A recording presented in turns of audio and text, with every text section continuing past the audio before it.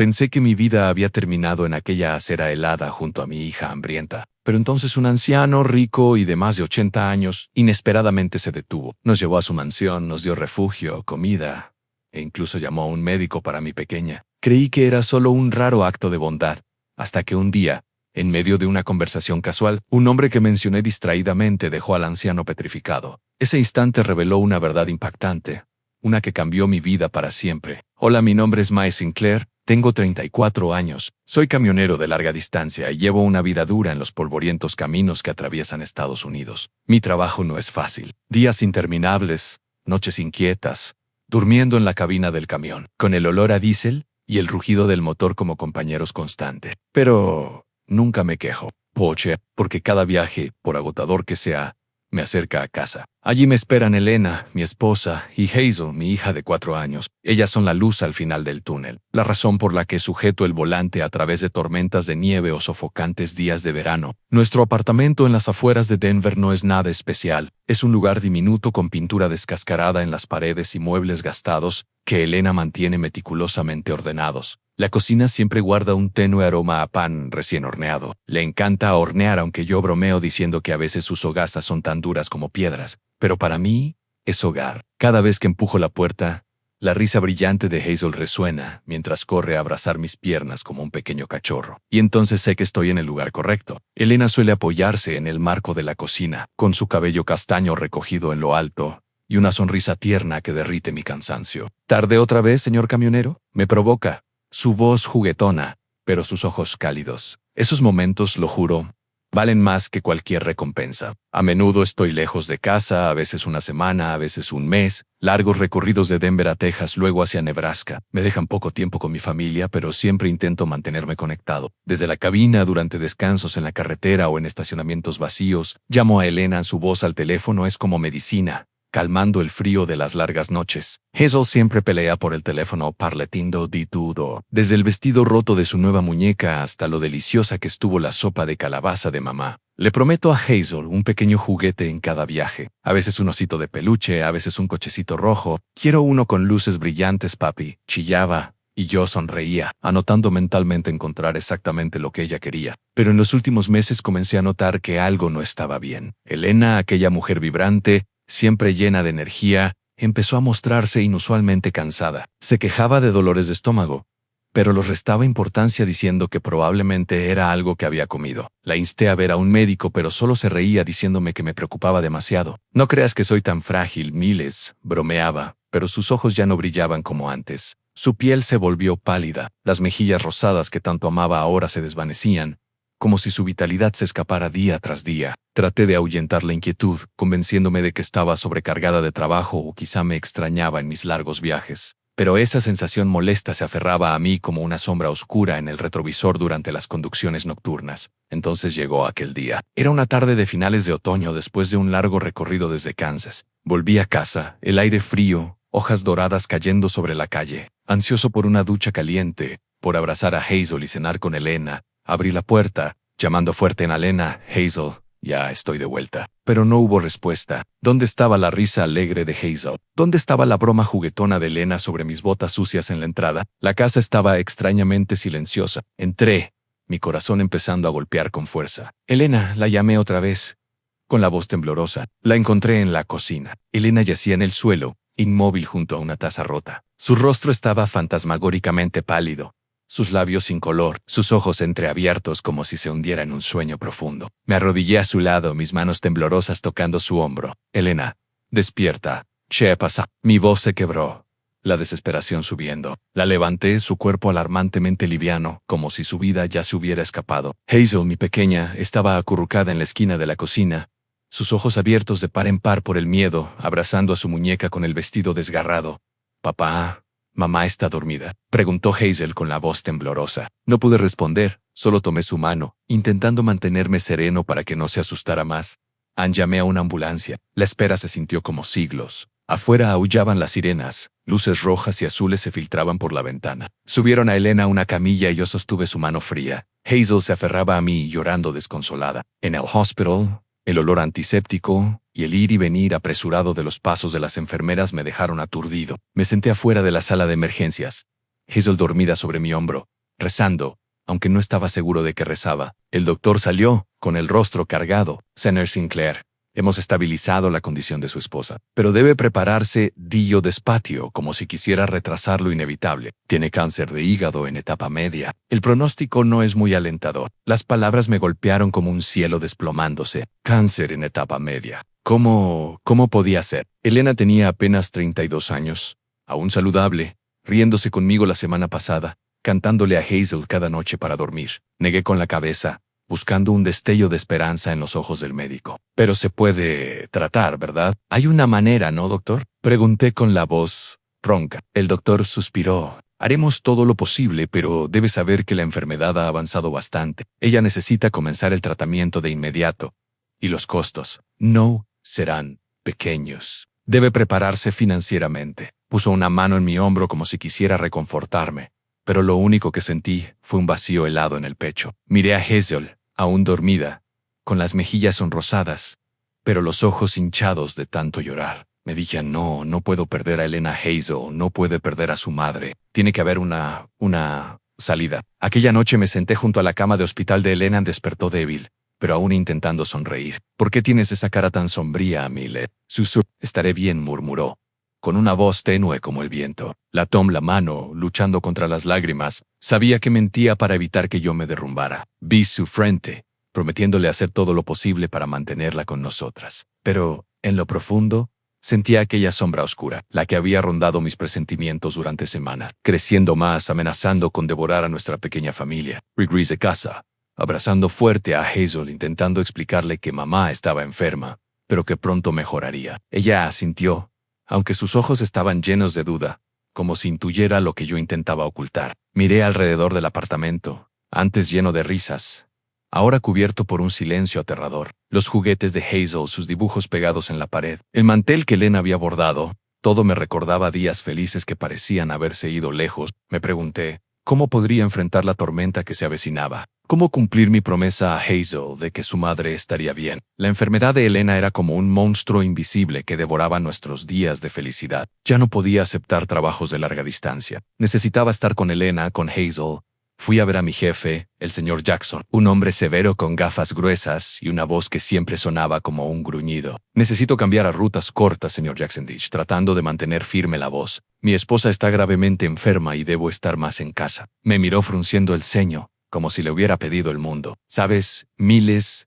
Las rutas cortas pagan menos. La empresa no puede dar trato especial. Asentí, tragándome la amargura. Lo entiendo, señor. Solo necesito tiempo para cuidar de mi esposa. Así comencé a tomar rutas cortas desde Denver hacia ciudades cercanas. Cada viaje duraba solo unas horas, pero mis ingresos se redujeron a la mitad, a veces menos. Nuestro ya ajustado presupuesto se volvió aún más estrecho. Las facturas del hospital llegaban como olas, cada hoja blanca enumerando cifras que me mareaban. Medicamentos, análisis, quimioterapia. Agoté nuestros ahorros. Vendí el viejo televisor y algunos objetos no esenciales de la casa. Pero era como arrojar sal al mar. Necesitaba más dinero, mucho más, para mantener a Elena conmigo y con Hazel. En mi desesperación pensé en mis padres.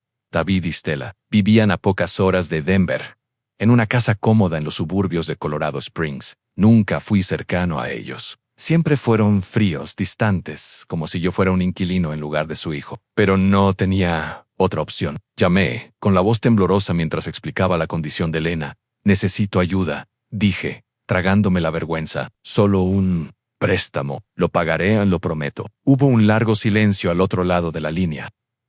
Entonces la voz de mi padre, áspera como papel de lija, se dejó oír. Está bien, pero firmarás un pagaré. No hacemos caridad. Apreté los dientes y acepté. Me prestaron una pequeña suma, suficiente para cubrir unas cuantas facturas del hospital, pero venía acompañada de un documento con intereses desorbitados. Lo firmé con la mano temblando, sintiendo que vendía el último rastro de mi dignidad. Pero lo que más dolió fue descubrir que, mientras yo mendigaba migajas para salvar a mi esposa, mis padres financiaban las vacaciones sanadoras de mi hermano menor, Eric, tras una ruptura amorosa. Eric, mi hermano despreocupado de 28 años, siempre había sido su favorito. Él no necesitaba firmar ningún pagaré ni suplicar. Unas pocas quejas y ellos abrían la cartera. Necesita Un descanso. Eric ha pasado por un shock emocional, dijo mi madre cuando pregunté, con un tono casual, como si la vida de Elena no mereciera su preocupación. Me quedé helado en la sala de estar, sintiendo como si me hubieran abofeteado. ¿Y qué pasa con Elena? ¿Qué pasa con Hazel? Grité, pero mi madre solo se dio la vuelta, murmurando algo sobre que yo era demasiado sensible. Mi padre permaneció sentado en su sillón, los ojos clavados en el televisor, como si yo no existiera. Regresé a casa con el corazón pesado. Nuestro pequeño apartamento estaba ahora impregnado de penumbra. Hazel, con apenas 4 años, no comprendía del todo lo que ocurría. Solo sabía que su madre pasaba la mayor parte de los días en la cama, demasiado débil para jugar como antes. «Papá, mamá, ¿ya está mejor?», me preguntó, con sus grandes ojos redondos llenos de esperanza. La abracé susurrando, «Pronto, cariño, papá hará todo lo que pueda». Pero por dentro sabía que estaba mintiendo. Los costos del tratamiento se acumulaban como una montaña imposible de escalar. Miré alrededor del apartamento. La mesa del comedor donde Elena solía reír, la alfombra donde Hazel dibujaba, la foto familiar en el parque, y comprendí que me quedaba una última opción. Hipotequé el apartamento, ese lugar que guardaba todos nuestros recuerdos, el lugar que había jurado proteger, pero no tenía elección. El empleado del banco, con una sonrisa cortés pero fría, me hizo firmar una pila de papeles. «¿Está seguro, señor Sinclair?», preguntó. Asentí, aunque mi corazón se sentía aplastado. Me repetí, «Todavía hay esperanza. Tengo que seguir intentando. Hazel necesita a su madre. Elena merece vivir». El dinero de la hipoteca cubrió unas cuantas rondas más de quimioterapia, unas cuantas estancias más en el hospital. Me aferraba a cada hilo de esperanza, a cada palabra del médico que insinuara que aún tenía una oportunidad. Pero el destino no pide mi opinión. Pasaron 3 años, y Elena se fue debilitando. Ya no era la mujer radiante que solía recibirme en la puerta de la cocina. Estaba frágil, con los ojos hundidos. Y aún así, intentaba sonreír siempre que Hazel y yo estábamos cerca. «Miles, no dejes que Hazel coma demasiados dulces», susurró en uno de sus escasos momentos de lucidez. Asentí, con lágrimas cayendo pese a mis esfuerzos por contenerlas. Sabía que lo hacía no por ella, sino por mí, por Hazel. Una mañana de invierno, con la nieve cayendo con fuerza tras la ventana del hospital, Elena falleció. Antes de Hearst sostuvo mi mano, su aliento tenue como niebla. «Cuida de Hazel», dijo, con una voz débil pero firme. Asentí, prometiéndoselo a ella, prometiéndomelo a mí mismo. Luego cerró los ojos, con una última sonrisa dibujada en sus labios. Mi Queer Ali, sosteniendo a Hazel, ahora de 7 años, en mis brazos. Ella no lloró, solo se aferró en silencio a su vieja muñeca, pero sabía que su corazón se rompía al igual que el mío. El funeral de Elena se celebró en una iglesia pequeña y modesta, casi dolorosamente sencilla. No tenía dinero para algo más. En unos cuantos amigos, antiguos colegas y vecinos, acudieron a presentar sus respetos. Mis padres aparecieron, pero solo por obligación. Se quedaron en un rincón, mi madre susurrando algo a mi padre, con la mirada fría. No hubo palabras de consuelo ni abrazos. Cuando los invité a quedarse a la sencilla comida después del funeral, mi madre solo dijo, «Estemos ocupados, tenemos que irnos temprano». Se marcharon, dejando a Hazel y a mí en la sala vacía, rodeados de velas titilantes y un duelo que nadie expresaba en voz alta. Miré a Hazel, ahora más alta, más delgada, con los ojos cargados de una tristeza que ningún niño debería soportar. La abracé susurrando, «Estaremos bien, cariño». Pero por dentro sabía que me encontraba al borde de un abismo. Elena se había ido. El apartamento estaba hipotecado y las deudas colgaban sobre mí como una soga apretándose alrededor de mi cuello. Ya no tenía un trabajo estable ni un hogar. Solo me quedaba Hazel, la única luz en la oscuridad que amenazaba con devorarme por completo. Apenas unas semanas después del funeral de Elena, el banco vino a golpear la puerta. No esperaron, no mostraron piedad. Un hombre de traje, con la voz fría como el acero, me entregó un aviso de ejecución hipotecaria. «Señor Sinclair ha incumplido los pagos de la hipoteca durante 3 meses», dijo, con los ojos fijos en los papeles. Quise gritar que había gastado hasta el último centavo en salvar a mi esposa, que no me quedaba nada más que mi pequeña, pero sabía que no cambiaría nada. Asentí.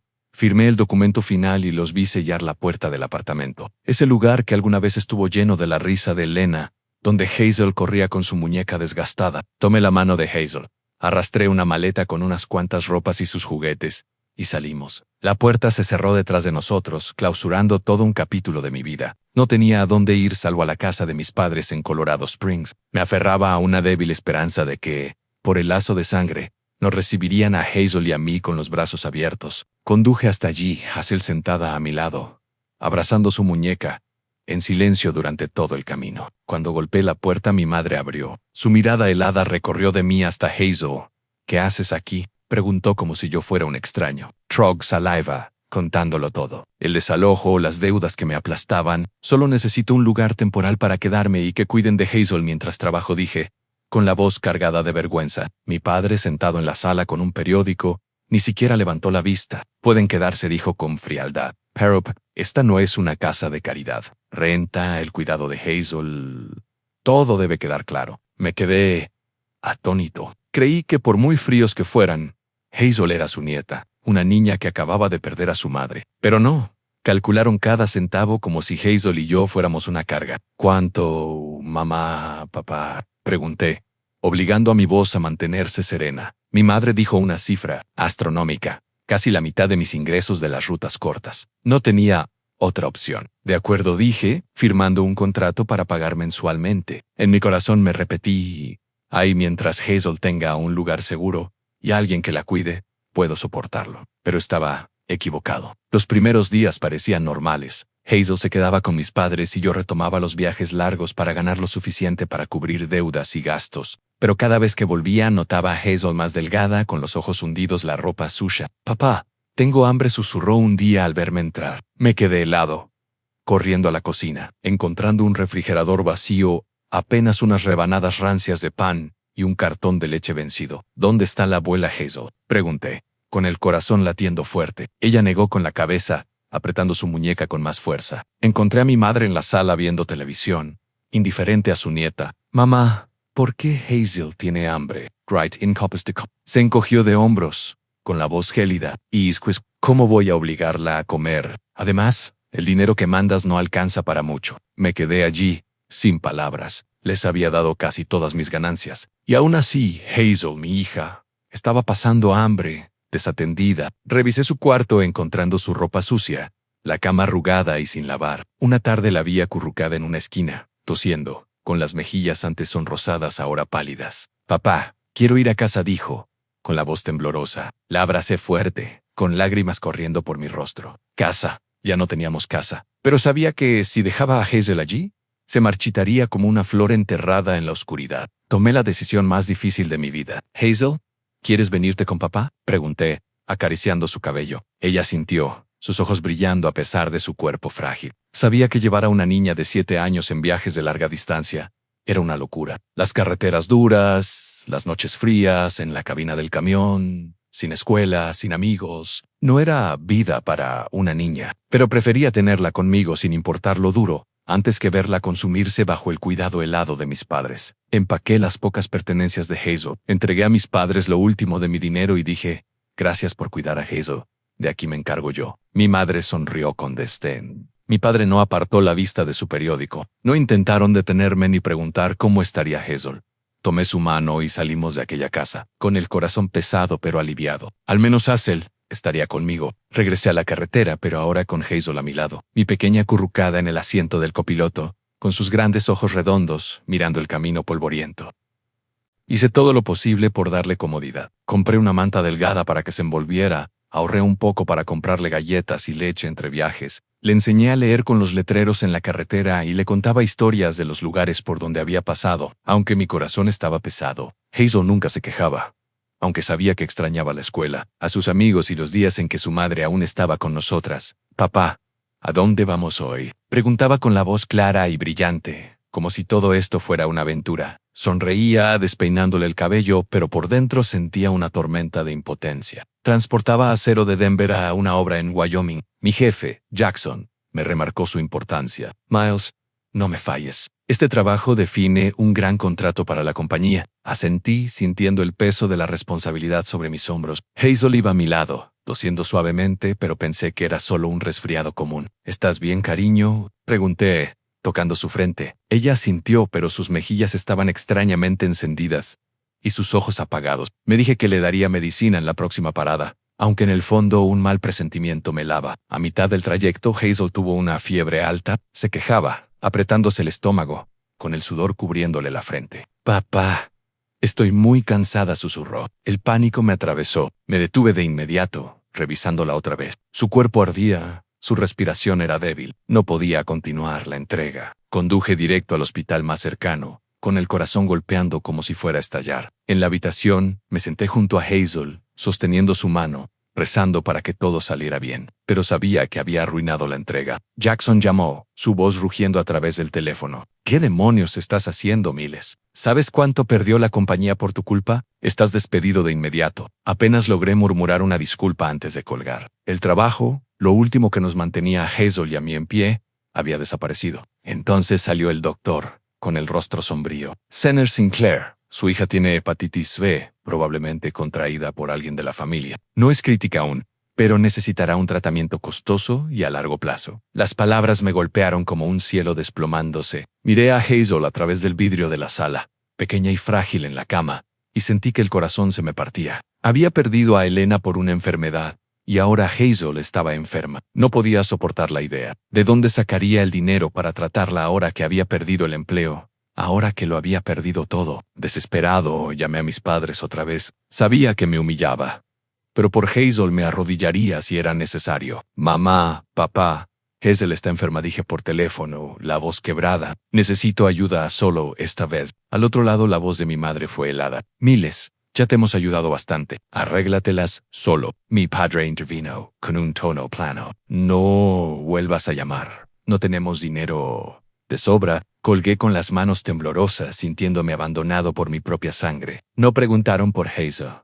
No preguntaron cómo sobrevivíamos. Para ellos, Hazel y yo no éramos más que extraños. Sin trabajo, sin ingresos, Hazel y yo nos convertimos oficialmente en vagabundos. Vendí el camión que había sido mi compañero durante años para cubrir las primeras facturas del hospital. Pero el dinero se agotó rápido. Vagamos por las calles de Denver, durmiendo en bancas de parques, envueltos en la delgada manta bajo el frío mordaz del invierno. Hazel, a pesar de su enfermedad y debilidad, aún intentaba sonreír. «Papá, ¿a dónde vamos mañana?», preguntaba como si aún fuera una aventura. La abrazaba fuerte, con lágrimas corriendo por mi rostro, ocultando mi desesperación. Busqué trabajo en todas partes, estacionamientos, almacenes, obras de construcción, pero nadie quería contratar a un hombre arrastrando a una niña enferma. No necesitamos a alguien con carga, decían con la mirada fría. Aquellos días Hazel y yo sobrevivíamos con las monedas de transeúntes, pan duro de panaderías y noches acurrucados bajo los postes de luz. La tos de Hazel empeoraba, sus mejillas pálidas, pero aún abrazaba su muñeca, susurrando: «No te preocupes, papá, estoy bien». Pero yo sabía que no lo estaba, ni a la niña. La miraba, mi única luz desvaneciéndose en la tormenta del destino. Cada tos de Hazel era como un cuchillo hiriéndome el corazón, un recordatorio de que estaba fallando a mi promesa a Elena de mantener a nuestra hija segura, sana y feliz. Alguna vez fui padre, esposo, un camionero resistente, pero ahora solo era un hombre sin hogar, acunando a mi pequeña al borde del camino, mendigando las obras de la bondad de desconocidos. Entonces, una gélida tarde de invierno, el viento aullaba por las concurridas calles de Denver. Hazel y yo nos acurrucábamos en una esquina de la acera, cerca de una cafetería cuyo aroma cálido nos atormentaba desde un mundo al que no podíamos entrar. Frente a nosotros había un pedazo de cartón que había recogido de un contenedor, escrito con las palabras: «Sam, por favor, ayúdeme. Tengo una hija enferma». Hazel se acurrucaba en mi regazo, envuelta en una manta delgada, tosiendo con fuerza. Apretaba su muñeca raída, sus ojos apagados, pero aún lograba esbozar una débil sonrisa cuando me sorprendía mirándola. «¿Papá? ¿Alguien nos dio dulces hoy?», preguntó, con voz débil. Le despeiné el cabello conteniendo las lágrimas. «Quizá alguien lo haga», cariño, respondí, aunque sabía que apenas habíamos recibido unas pocas monedas y un pan duro de un transeúnte en todo el día. La gente pasaba deprisa, envuelta en abrigos y bufandas gruesas, apenas echándonos una mirada, como si fuéramos parte del pavimento, invisibles, insignificantes. Unos pocos se detenían, dejando caer monedas en silencio en el vaso frente a mí, con los ojos brillando un instante de lástima, antes de seguir caminando. Me había acostumbrado a la indiferencia, pero cada vez que Hazel temblaba de frío, me sentía más pequeño, más impotente. La estrechaba contra mí, susurrando: «Solo hoy, Hazel.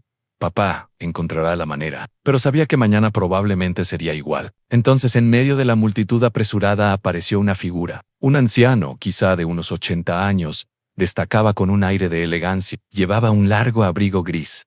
Su cabello y barba eran de un blanco nevado. Sus ojos agudos, pero no fríos. Se detuvo a unos pasos, observándonos durante un largo momento. Sentí su mirada, no la fugaz compasión a la que estaba acostumbrado, sino algo más profundo, como si pudiera ver nuestra historia. Hazel tosió violentamente, su pequeño cuerpo temblando entre mis brazos. Le froté la espalda, tratando de calmarla, mientras mi corazón se aceleraba al ver al anciano acercarse. Cuando se detuvo frente a nosotros, sus ojos se posaron en mi rostro y luego en Hazel. Vi un destello extraño en ellos, un reconocimiento, como si descubriera algo que iba más allá de la razón. Sus manos temblaron levemente, como arrastradas por un recuerdo distante. «Tienes los ojos de alguien que conocí alguna vez», dijo en voz baja. Casi un susurro. No entendí lo que quiso decir, pero su mirada me estremeció, no por miedo, sino por la sensación de que veía en nosotros una parte de sí mismo, una parte perdida hacía mucho tiempo. «¿Y Stuhan?», preguntó, sus ojos volviendo a Hazel. Y esta vez los vi humedecerse, como si hubiera encontrado algo precioso. «Se parece a un pequeño ángel que alguna vez soñé conocer». Me quedé atónito, sin saber cómo responder. Hazel, a pesar de su debilidad, alzó la mirada hacia el anciano, sus grandes ojos curiosos. «¿Eres Santa Claus?», preguntó, con esa inocencia que me hizo reír a pesar del peso en mi corazón. El hombre, Vincent, sonrió, una sonrisa cálida y cargada de emoción. «No, querida, no soy Santa Claus, pero quiero ayudarte a ti y a tu padre». Se volvió hacia mí, con voz sincera. «Soy Vincent. Puedo ver que la niña no está bien. ¿Puedo ayudar? Les gustaría venir a mi casa. Hay calor, comida, y llamaré a un médico para que la revise». Andudé en mi mente, se llenó de sospechas. Quion era. ¿Por qué quería ayudarnos? ¿Podría ser una trampa? Pero luego miré a Hazel, su rostro pálido por la tos, y supe que no tenía otra opción. «De acuerdo, señor», dije, con la voz entrecortada. Gracias. Vincent sonrió haciéndome un gesto para que me levantara. Nos condujo hasta un elegante coche negro, de esos que solo había visto en películas. El chofer abrió la puerta y yo cargué a Hazel, subiendo con el corazón dividido entre el miedo y la esperanza. El coche nos llevó hasta una gran mansión a las afueras de Denver, un lugar en el que jamás imaginé poner un pie. Los portones de hierro se abrieron revelando una casa señorial con un jardín cuidado al detalle. Vincent nos condujo al interior.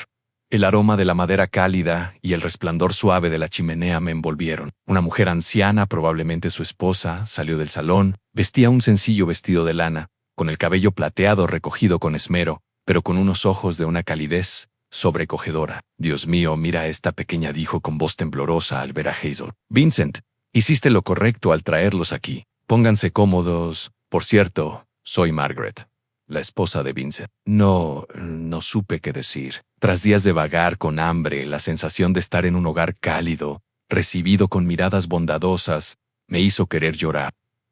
Margaret llevó a Hazel a la cocina, colocando frente a ella un tazón de sopa humeante y pan suave. Hazel comió con avidez, sus ojos brillando por primera vez en semanas. Esa misma noche, Vincent llamó a un médico. El doctor examinó a Hazel, recetó medicinas y dijo que necesitaba descanso y buena alimentación para recuperarse. Le tomó la mano, sintiendo el calor de sus pequeños dedos, y por primera vez, una chispa de esperanza despertó en Mian en los días siguientes. Nos quedamos en la mansión de Vincent y Margaret. Nos dieron una amplia habitación con una cama blanda y una ventana que daba al jardín. Margaret cuidó de Hazel como si fuera su nieta, le contaba historias, le enseñaba a tejer, incluso remendó su muñeca desgastada. Con medicinas y comidas adecuadas, la salud de Hazel mejoró. Sus toses se hicieron menos frecuentes. Sus mejillas recuperaron el color y su sonrisa brillante, la que creí perdida para siempre, volvió. «Papá, las galletas de la señora Margaret son tan ricas», exclamó Hazel una tarde, con las migas aún en los labios. Reí abrazándola, pero mi corazón estaba lleno de gratitud y también de desasosiego. Vincent y Margaret nos habían salvado,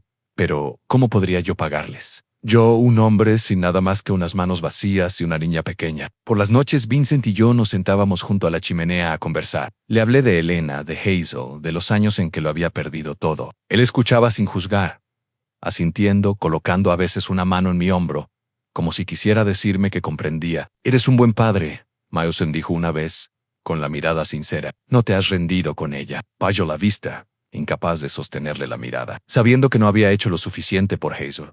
Los días en la mansión de Vincent y Margaret fueron una salvación. Después de meses de hambre y deambular, la sensación de dormir en una cama blanda, comer comidas calientes y escuchar la risa de Hazel resonando en aquella casa enorme, me devolvió la vida. Pero a menudo me preguntaba, ¿por qué Vincent y Margaret eran tan amables con nosotros? No nos debían nada, y aún así nos abrieron sus brazos como si fuera lo más natural del mundo. Una tarde nos sentamos en el comedor de la mansión. La lámpara de araña derramaba una luz suave sobre platos de porcelana impecables. Margaret había preparado un banquete estofado de carne tierna, puré cremoso de papas y un pastel de manzana perfumado con canela. Hazel, sentada a mi lado, reía mientras Margaret contaba historias de su perro de la infancia, un peludo mestizo llamado Rusty que corría tras las ardillas y una vez la tiró en la hierba. Él corría tras ellas y yo acababa rodando, recordaba Margaret con los ojos chispeantes. Hazel se agarraba la barriga riendo, olvidando el trozo de pastel en su mano. La observaba, con el corazón cálido, pero una punzada de tristeza me atravesó al pensar en Elena. Si estuviera aquí,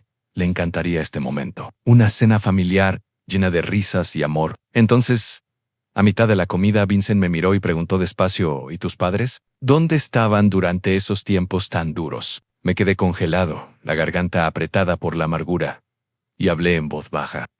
Pensar en ellos solo me hace doler el corazón. Mi padre, David Sinclair, siempre me menospreció. Mi madre, Stella Sinclair, siempre favoreció a mi hermano Eric. Nunca vieron a Cel ni a mí como familia. Para ellos, solo éramos una carga. De pronto, el ambiente de la sala cambió, tornándose pesado, inquietante. Vincent, con el cuchillo en mano, se detuvo, su gesto congelado en el aire. Margaret, con una cuchara de porcelana, la dejó caer al suelo. El estruendo se sintió como una pequeña explosión en medio del silencio. Hazel se estremeció, mirando de mí a Margaret, con los ojos grandes llenos de confusión. LS la vista, con el corazón desbocado, sin entender qué ocurría. Vincent me observaba, su mirada aguda pero temblorosa, como si hubiera escuchado algo increíble. ¿Qué acabas de decir?, preguntó con una voz tan baja que me heló la sangre. David Sinclair es tu padre. Asentí, un poco desconcertado, sintiendo como si hubiera tocado un secreto prohibido. Sí, David Sinclair. Él es mi padre. No podía entender por qué ese nombre provocaba tal reacción. Margaret apretó la mano de Vincent, sus ojos llenos de preocupación,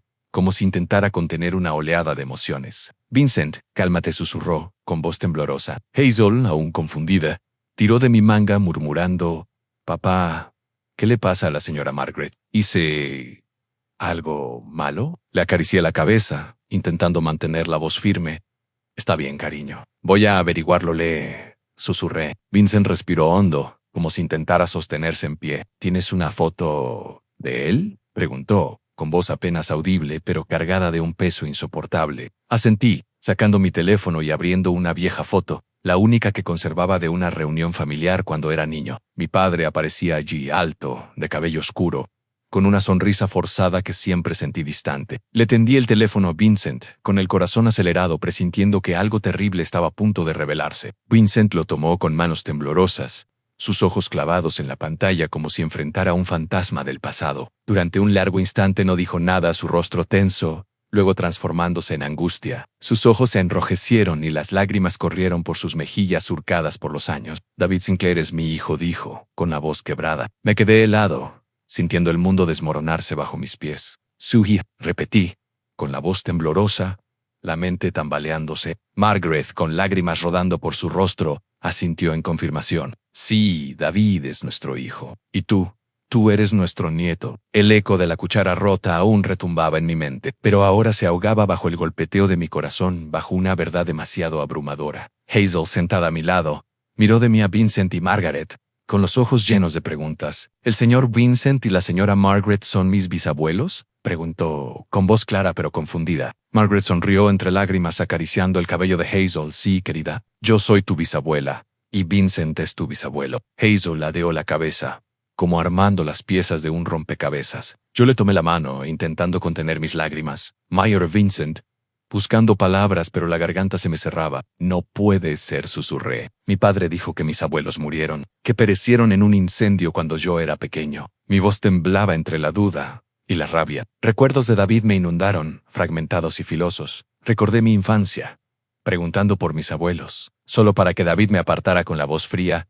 «Están muertos. Miles, no preguntes más». Recordé sus ojos, siempre evitando los míos, como escondiendo algo. No quería creerlo. No quería aceptar que el padre que había sido tan cruel conmigo y con Hazel había tejido una mentira tan monstruosa. Vincent suspiró, dejando el teléfono sobre la mesa, con las manos aún temblorosa. Eso fue una mentira, dijo, con la voz cargada de dolor. David inventó esa historia para encubrir sus pecados. Comenzó a relatar, con la voz lenta y desgarrada, como si abriera heridas nunca cicatrizadas. David, su único hijo, había sido su orgullo. Vincent le había confiado parte de la gestión de Everstead Group, la empresa de transporte que había construido con toda una vida de esfuerzo. David era inteligente, ambicioso, y Vincent creyó que llevaría la compañía a nuevas alturas. Pero David los traicionó. Vendió en secreto información a la competencia, hundiendo la empresa en la ruina financiera. Peor aún, pidió préstamos a usureros usando el apellido de la familia como aval. Y luego huyó. Nos dejó enfrentando las consecuencias de sus actos, dijo Vincent, con los ojos enrojecidos. Tuvimos que venderlo todo. La casa en la que habíamos vivido décadas, todo lo que construimos. Los cobradores de deudas nos amenazaban. La comunidad nos despreciaba. David nunca regresó. Margaret se cubrió el rostro, sollozando. Lo buscamos, dijo con la voz rota. Contratamos gente para rastrearlo por todas partes, pero desapareció por completo. No supimos nada de David en décadas. Miró a Hazel, con los ojos cargados de arrepentimiento, como culpándose por los años perdidos. Si lo hubiéramos sabido, nunca habríamos permitido que tú y Hazel sufrieran así. Hazel, lo siento tanto, extendió los brazos y la trajo contra su pecho, abrazándola fuerte. Hazel, sin comprender del todo, le devolvió el abrazo, susurrando, no llore, señora Margaret. Me gusta estar aquí con usted. Sus palabras inocentes hicieron que Margaret llorara aún más fuerte, y yo sentí el corazón encogerse. Hazel me miró, sus ojos llenos de curiosidad. Papá, ¿por qué el abuelo David dijo que el bisabuelo y la bisabuela estaban muertos? Preguntó, con una voz pequeña pero firme, como intentando entender el enredo del mundo adulto. Negué con la cabeza, sin saber qué responder. No lo sé, cariño, dije, con la voz quebrada. Pero el señor Vincent y la señora Margaret son nuestra verdadera familia. Hazel asintió, aceptando la verdad con la simplicidad de un niño. Hazel se volvió hacia Margaret abrazándola más fuerte, y susurró, «Bisabuela, ¿puedo llamarla abuela Margaret?» Margaret sonrió entre lágrimas, asintiendo, «Por supuesto, querida. He deseado eso por tanto tiempo». Vincent observaba, con los ojos brillando de dolor y de alegría al mismo tiempo. Yo permanecí allí, con la mente dando vueltas. Todo lo que sabía de mi padre David Sinclair era una mentira. El hombre que abandonó a Celia y a mí, que calculaba hasta el último centavo mientras Elena agonizaba, que dejó que su nieta pasara hambre, era peor de lo que había imaginado. No era solo un padre frío. Era un traidor a su propia familia, capaz de inventar una historia ficticia para ocultar su culpa. La rabia me recorrió, un fuego ardiendo en mi pecho. Quería gritar, confrontarlo, preguntarle cómo podía ser tan cruel, pero al mismo tiempo admiraba a Vincent y Margaret. Ellos lo habían perdido todo a su hijo, su riqueza, su honor, y aún así no se quebraron. Desde las cenizas, reconstruyeron Everstead Group en una compañía de transporte respetable, a costa de años de soledad y dolor. Después de la cena, mientras Hazel dormía en el sofá abrazando su muñeca y la manta que Margaret le había tejido, Vincent y yo nos sentamos junto a la chimenea. Margaret trajo té, lo colocó frente a nosotros, y luego se sentó junto a Vincent, tomándole la mano. «Miles», dijo Vincent, con voz baja pero firme, «sé que esta verdad es difícil de aceptar. A mí me tomó años asimilar la traición de David, pero quiero que sepas algo. No permitiré que tú y Hazel sufran un día más. Here's me night. Hazel is my business. Somos familia, y la familia no se abandona». Incliné la cabeza, con lágrimas corriéndome por el rostro. «No sé qué decir», susurré. Pensé que solo me quedaba Hazel, que ya no tenía familia. Pero solo quiero darles las gracias por salvar a Hazel, por darnos un lugar al que llamar hogar. Margaret se levantó, abrazándome igual que había abrazado a Hazel. «Miles, no necesitas agradecernos», dijo, con una voz cálida. «Encontrarlos a ti y a Hazel es lo más valioso para nosotros. Perdimos a David, pero también los encontramos a ustedes». A la mañana siguiente, me senté en la mesa del desayuno con el señor Vincent. La luz temprana entraba por la ventana, iluminando la cocina cálida. Hazel estaba en el jardín con la señora Margaret, riendo mientras aprendía a regar las flores. Respire hondo, dejé la taza de café y dije, «Abuelo, quiero ver a mi padre. A David no puedo dejar que viva en paz después de lo que hizo. Quiero que venga conmigo». El señor Vincent me miró, la mirada aguda pero sin sorpresa, como si ya hubiera anticipado mi intención. Guardó silencio un momento y luego asintió. «Está bien, Miles, yo también necesito enfrentarlo, aunque sea por última vez». Su voz era baja, cargada de una determinación que nunca antes le había visto. Sentí su dolor, pero también la firmeza de alguien dispuesto a cerrar el capítulo del pasado. Salimos una tarde fría, con el cielo gris y amenazante, como si una tormenta se avecinara. Yo conducía con el señor Vincent a mi lado, sus manos aferradas a su bastón de madera, sus ojos perdidos en la distancia. Hazel se quedó con la señora Margaret, y me tranquilizaba saber que estaba en manos amorosas. El camino hacia Colorado Springs me resultaba familiar, pero esta vez cada milla recorrida hacía que mi corazón latiera con más fuerza. Imaginaba el rostro de David, su sonrisa forzada, sus ojos fríos, su voz seca negándose a ayudarme a mí y a Hazel.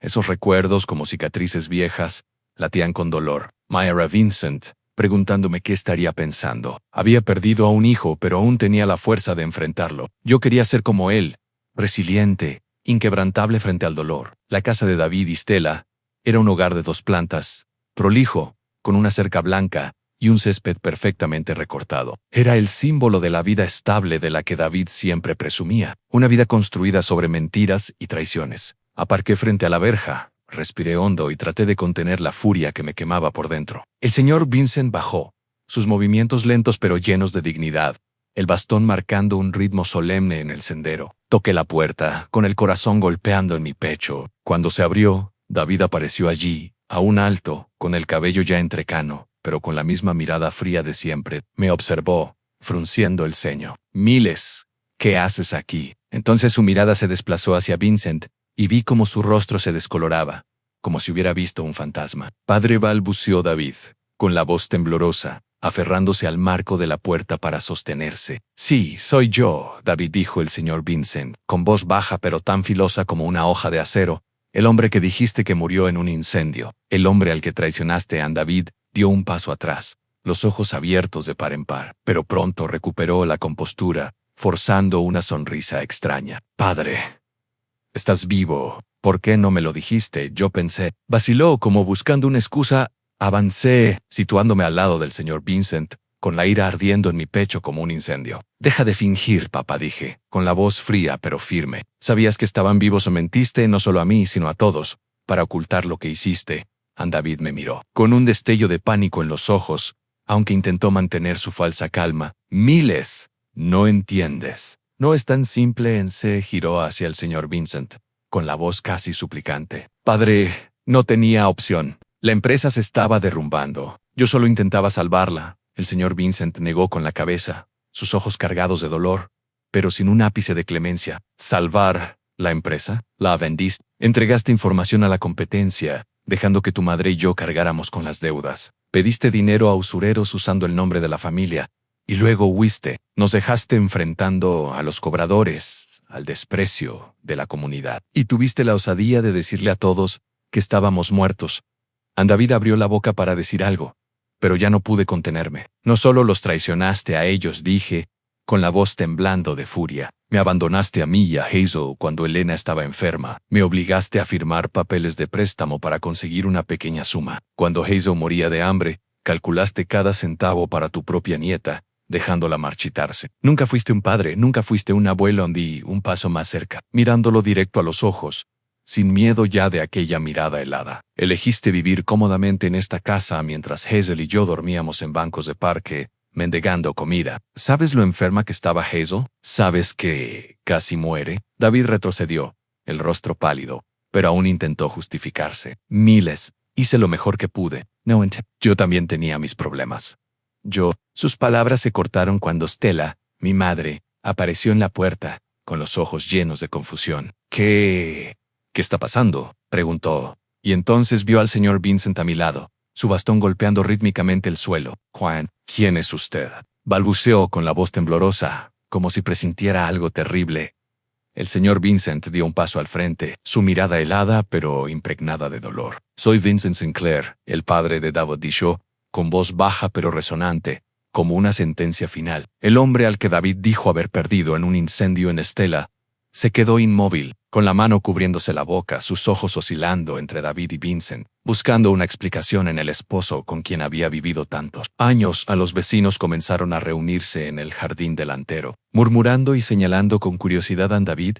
Intentó mantener la calma, aunque su voz temblaba. «Todos están malinterpretando. Yo solo quería empezar de nuevo», pero sus palabras eran débiles, como un soplo incapaz de ocultar la verdad. El señor Vincent avanzó, su bastón golpeando con fuerza el suelo, y su voz tronó con autoridad. «Basta.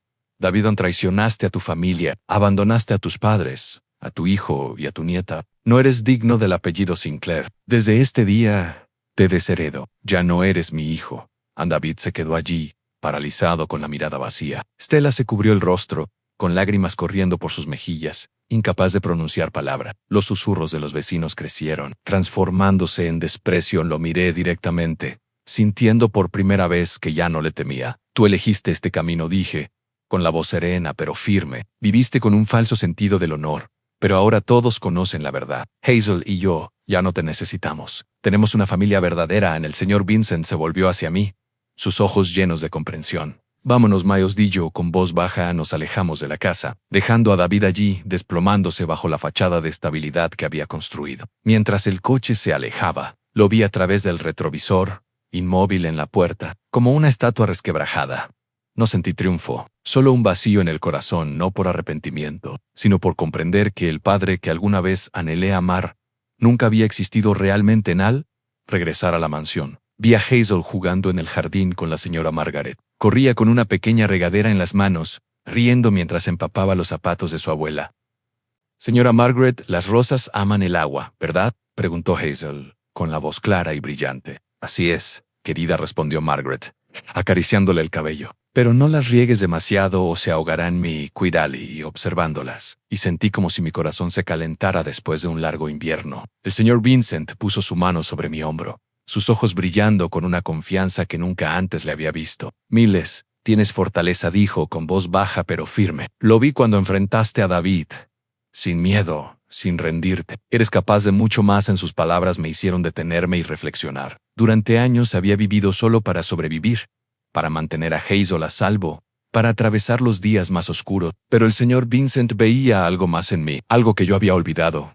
La capacidad de reconstruirme desde las cenizas. Una mañana me llamó a su despacho. Una sala llena de libros y pequeños camiones en miniatura ordenados en estantes. Estaba sentado detrás de un escritorio de madera, con una expresión seria pero no fría. «Miles, quiero que empieces de nuevo en la industria del transporte, el campo que conoces mejor que nadie», dijo. «Yo pondré el capital inicial, pero tendrás el control absoluto. Solo intervendré como consejero cuando lo necesites. ¿Estás dispuesto a intentarlo?». Me quedé atónito. La industria del transporte corría por mis venas. Años de sostener el volante, de recorrer carreteras interminables, me habían enseñado todo sobre paciencia y perseverancia. Pero empezar un negocio, dirigir una compañía, yo solo era un chofer, sin título, sin experiencia en gestión. «Abuelo, no sé si puedo hacerlo», dije, con voz vacilante. «Nunca he hecho nada tan grande».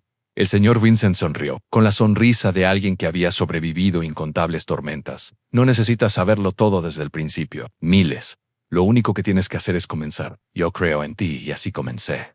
Con el capital que me dio el señor Vincent, compré 3 camiones viejos, alquilé una pequeña oficina en las afueras de Denver y llamé a la empresa Sinclair Transport. No por David, sino por el señor Vincent, que me había dado esta oportunidad, y por Hazel, por quien quería construir un futuro mejor. Pero estuvo lejos de ser fácil. Me faltaba experiencia administrativa, no sabía negociar contratos ni atraer clientes. Los primeros meses fueron tambaleantes, con contratos que venían y se iban como vientos de invierno. Algunas noches me quedaba en la diminuta oficina mirando montones de facturas y libros de cuentas, sintiendo que me hundía. Nos faltaba personal. Algunos choferes renunciaron por los bajos sueldos, y yo mismo tuve que manejar los camiones cuando no encontraba reemplazos. «Estoy loco por pensar que puedo lograr esto», me repetía, con la mente cargada de dudas. Pero el señor Vincent y la señora Margaret siempre estaban allí para mí. Por las noches, Vincent se sentaba pacientemente conmigo y me enseñaba a leer los reportes financieros, a negociar con clientes, a construir confianza con los empleados. «No temas al fracaso», me les decía, con los ojos encendidos de convicción. «El fracaso es solo una curva en el camino. Has conducido por carreteras peores, ¿no es cierto?». La señora Margaret traía comidas calientes y palabras de aliento. «Estás haciendo esto por Hazel», decía, colocando su mano sobre la mía. «Y también por ti». No lo olvidé. Sus palabras, como faros en una carretera oscura, me guiaban hacia adelante. Hazel era mi mayor fuente de motivación. Ahora, con 8 años, solía sentarse en mi pequeña oficina, dibujando camiones y carreteras infinitas. «Papá, tu empresa tendrá muchos camiones, ¿verdad?», me preguntaba, con los ojos brillando. Yo sonreía, despeinándole el cabello. «Así es, cariño. Lo haré realidad por ti en Hazel. No sabía que... Cada vez que sonreía, cada vez que me abrazaba y decían eres el mejor papá, yo encontraba la fuerza para seguir. No quería que creciera en la pobreza, como en los días en que dormíamos en bancas de parque. Quería que tuviera un hogar, una buena escuela, la vida que Elena había soñado para ella. Volqué todo mi esfuerzo en el trabajo, aprendiendo del señor Vincent, mientras aplicaba la experiencia práctica que había ganado como conductor. Sabía lo que los choferes necesitaban en horas de descanso justas, un seguro adecuado y respeto. Construí Sinclair Transport sobre esa filosofía en tratar a los empleados como familia. Poco a poco los conductores leales se quedaban, aportando dedicación y confianza. De 3 camiones pasamos a 10, luego 20. Las empresas locales comenzaron a firmar contratos a largo plazo, confiando en nuestra fiabilidad y calidad en cada nuevo contrato. Era un paso hacia adelante, cada nuevo chofer un compañero en el camino. Después de 3 años, Sinclair Transport se convirtió en una de las compañías de transporte más respetadas de Denver. Compré una casa pequeña, no tan majestuosa como la mansión del señor Vincent, pero lo suficientemente cálida para que Hazel tuviera su propio cuarto, donde colgaba sus dibujos y colocaba su muñeca raída en un estante. La inscribí en una buena escuela, donde hizo amigos y fue querida por sus maestros. Cada día cuando la recogía y corría a abrazarme gritando, «Papá, saqué un 10 en matemáticas hoy». Sabía que había logrado lo que Elena siempre quiso, en una buena vida para Hazel. Una tarde, el señor Vincent visitó nuestro nuevo hogar. Entró, miró alrededor y sonrió. «Miles, te has encontrado a ti mismo de nuevo», dijo, con la voz llena de orgullo. Sabía que podías lograrlo. La tomé la mano, con lágrimas cayendo en silencio. «No lo habría logrado sin usted». Y la abuela dije, «Gracias por creer en mí, Ann». El señor Vincent solo sonrió, despeinando el cabello de Hazel mientras ella corría a su alrededor. Y en ese momento supe que éramos más que familia. Éramos personas que habían resistido la tormenta juntos. La noticia del éxito de Sinclair Transport se extendió rápidamente por la comunidad. Los negocios locales me reconocían como un socio confiable, los choferes me veían como un jefe justo, y los vecinos que antes me miraban con lástima, ahora lo hacían con respeto. Ya no era el hombre que abrazaba a su hija pequeña, mendigando en la acera. Y era Miles Sinclair, alguien que había levantado una empresa desde la nada con el apoyo del señor Vincent y la señora Margaret. Cada noche, sentado con Hazel, ayudándola con su tarea de matemáticas o escuchando sus historias sobre nuevos amigos, sentía un profundo alivio. Pero una tarde, al regresar de la oficina, un coche viejo y desgastado se estacionó frente a la casa. La puerta se abrió y me quedé paralizado al ver a David y Stella, mis padres. Salir de él ya no tenían la apariencia impecable de antes. David estaba demacrado, su cabello casi completamente gris, los ojos hundidos por la ansiedad. Stella, que siempre había sido altiva, ahora lucía desaliñada, con el cabello despeinado y la ropa arrugada. Se quedaron de pie frente a la reja, con miradas vacilantes como almas perdidas. Hazel, que jugaba en el jardín, los miró y corrió hacia mí, aferrándose a mi mano con fuerza. «Papá, ¿son la abuela y el abuelo?», preguntó con cautela. Le despeiné el cabello, manteniendo la voz serena. «Déjame hablar con ellos». A David habló primero, con la voz quebrada. «Miles, necesitamos hablar», asentí, llevándolos a la sala pero sin ofrecerles asiento. No quería que se sintieran bienvenidos, no después de todo lo que habían hecho. ¿Qué quieren?», pregunté con frialdad. Stella miró alrededor de la casa, con un destello de envidia en los ojos, antes de girarse hacia mí, su voz temblando. «Miles, necesitamos tu ayuda, Eric. Eric está en serios problemas». David intervino, con tono urgent. «Pidió mucho dinero prestado, estafó a algunos socios, ahora ha huido dejándonos a nosotros con las deudas. Los acreedores y la policía nos presionan para pagar porque firmamos como avales. Nuestra casa, nuestros bienes, todo está a punto de ser embargado. Eres nuestro hijo. Tienes que ayudarnos». Me quedé inmóvil, sintiendo sus palabras como un puñetazo en el pecho, no por sorpresa, sino por la cruel ironía del destino. Eric, el hermano menor que siempre consintieron, al que financiaron viajes de sanación mientras Elena agonizaba, ahora los abandonaba, tal como David había abandonado alguna vez al señor Vincent y a la señora Margaret. Los recuerdos regresaron, afilados como cuchillas. Recordé el día en que les rogué ayuda mientras Elena estaba enferma y apenas me ofrecieron un pequeño préstamo con un pagaré, acompañado de miradas frías. Recordé los días en que Hazel pasaba hambre en su casa, frágil, tratada como una carga. Y recordé la mentira de David, asegurando que mis abuelos habían muerto para ocultar sus propios pecados. Lo miré directamente a los ojos, con la voz calma pero cortante como una navaja. «¿Quieren mi ayuda? Después de todo lo que hicieron?» David retrocedió, sus ojos parpadeando. «Miles, Somos familia. Empezó, pero lo interrumpí. Familia. ¿De verdad saben lo que significa esa palabra? Cuando Elena estaba enferma, cuando Hazel moría de hambre, ustedes las trataron como extrañas. Y tú, dije señalando a David, con la voz temblando de rabia. Tú traicionaste a mis abuelos, continué, sin apartar la mirada. Ahora Eric los abandonó, igual que tú los abandonaste a ellos, a mí y a Hazel, ¿y crees que voy a olvidarlo todo para ayudarte? Stella se cubrió el rostro, con lágrimas corriendo por sus mejillas, pero no sentí lástima. Miles, sabemos que nos equivocamos, dijo, con la voz entrecortada, pero no tenemos a nadie más. Eres nuestro hijo, negué con la cabeza, dando un paso al frente, mi mirada firme. Dejé de ser su hijo hace mucho tiempo. Mi verdadera familia es Hazel, el señor Vincent y la señora Margaret, las personas que estuvieron conmigo cuando toqué fondo. Ustedes eligieron a Eric. Eligieron el egoísmo. Ahora enfrenten las consecuencias. David y Stella se quedaron helados, sus ojos una mezcla de vergüenza y rabia. David intentó hablar, pero solo tartamudeó. Miles. No puedes. Levante la mano, cortándolo en seco. Lárguense, dije, con voz helada, y no vuelvan. Se quedaron inmóviles, como incapaces de creer en mi determinación. Entonces Stella tiró del brazo de David, y ambos se alejaron de la casa, sus figuras desvaneciéndose en el crepúsculo. Los vi irse, sin sentir satisfacción, solo un vacío frío. Estaban probando el mismo dolor que alguna vez infligieron al señor Vincent, a la señora Margaret y a mí, pero yo no quería convertirme en ellos, consumido por el resentimiento. Solo quería proteger a Hazel, proteger a mi verdadera familia en Hazel. De pie a mi lado, me miró y preguntó, «Papá, ¿la abuela y el abuelo están enojados conmigo?» Me arrodillé, abrazándola fuerte. «No, Carrie, no están enojados contigo. Solo tomaron el camino equivocado. Pero tenemos al señor Vincent y a la señora Margaret, ¿verdad?» Hazel asintió, sonriendo. Papá, me gusta más el pastel de manzana de la señora Margaret.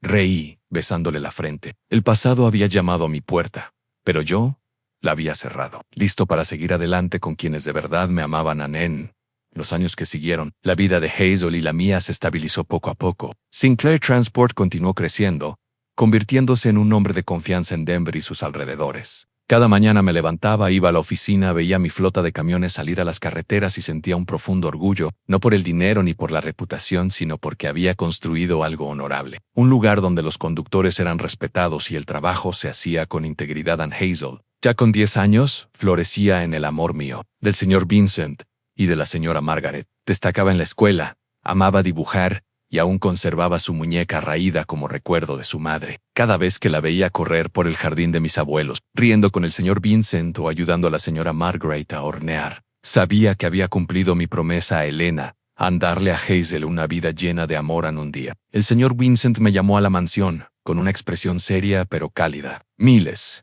quiero que asistas a la reunión principal de Everstead Group la próxima semana», dijo, con voz baja pero decidida. Como mi nieto, y más importante, como alguien en quien confío, me quedé sorprendido, algo ansioso. Everstead Group era un imperio del transporte, con cientos de empleados, accionistas y socios en todo el país. Yo solo era un ex camionero sin hogar que ahora dirigía una pequeña empresa. «Abuelo, no sé si estoy preparado», dije, vacilante. El señor Vincent sonrió, posando una mano en mi hombro. «Hace mucho que demostraste lo que eres capaz de hacer. Miles, solo ve y sé tú mismo, Ann». La reunión tuvo lugar en un gran salón de conferencias, en el centro de Denver, con hileras de sillas de terciopelo rojo, brillantes candelabros y un aire de solemnidad. Accionistas, socios e incluso periodistas locales llenaban la sala. Yo estaba de pie junto al señor Vincent, con el traje que él mismo me había comprado. Me sentía fuera de lugar entre tantas figuras poderosas. Hazel, con un vestido verde cosido por la señora Margaret, se sentaba en la primera fila, con los ojos brillando mientras me miraba como si yo fuera su héroe. La señora Margaret estaba a su lado, tomándole la mano y sonriéndole con aliento respire hondo, intentando calmar los nervios. El señor Vincent subió al podio, su bastón marcando un compás firme, su voz resonando por el salón. «Hoy me presento aquí no solo como presidente de Everstead Group, sino como padre y abuelo», empezó, barriendo la sala con la mirada. «Hace años perdí a mi hijo, no por la muerte, sino por la traición. Pero el destino me trajo a mi nieto Miles Sinclair y a mi bisnieta, Hazel».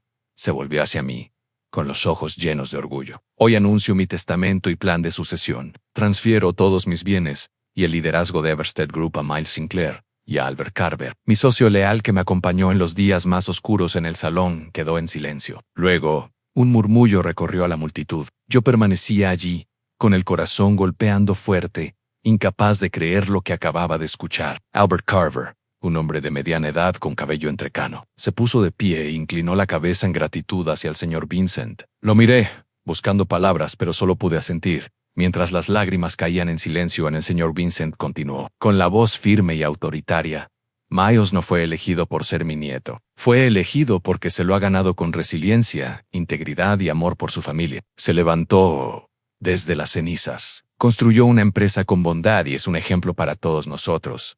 De pronto, un alboroto estalló en el fondo del salón. David, Stella y Eric, mi hermano menor, aparecieron demacrados pero desafiantes. David avanzó con pasos firmes, la voz retumbando. Vincent, no puedes hacer esto. Soy tu hijo. Tengo derecho a la herencia. Eric intervino, su voz chillona. Everstead Group pertenece a la familia, no a un camionero como Miles. Stella se quedó detrás de ellos, con la mirada vacilante y en silencio. La sala contuvo el aliento, todas las miradas fijas en ellos. El señor Vincent permaneció imperturbable, como si lo hubiera anticipado. Hizo una seña a su asistente, quien trajo un grueso fajo de documentos y lo colocó sobre la mesa. David, sabía que tu naturaleza egoísta te traería aquí, dijo, con voz tan fría como el acero. He reunido pruebas en silencio de tus actos en contratos que firmaste vendiendo información a la competencia, préstamos con usureros y testimonios de testigos sobre cómo huiste, dejándonos a tu madre y a mí a merced de las deudas. Ansé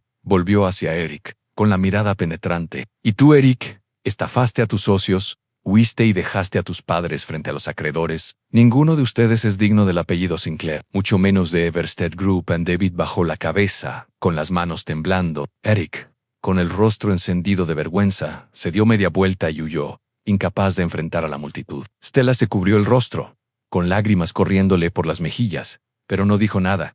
El salón estalló en aplausos. Los accionistas y empleados se pusieron de pie en apoyo a la decisión del señor Vincent. Las cámaras destellaban mientras los periodistas capturaban el momento.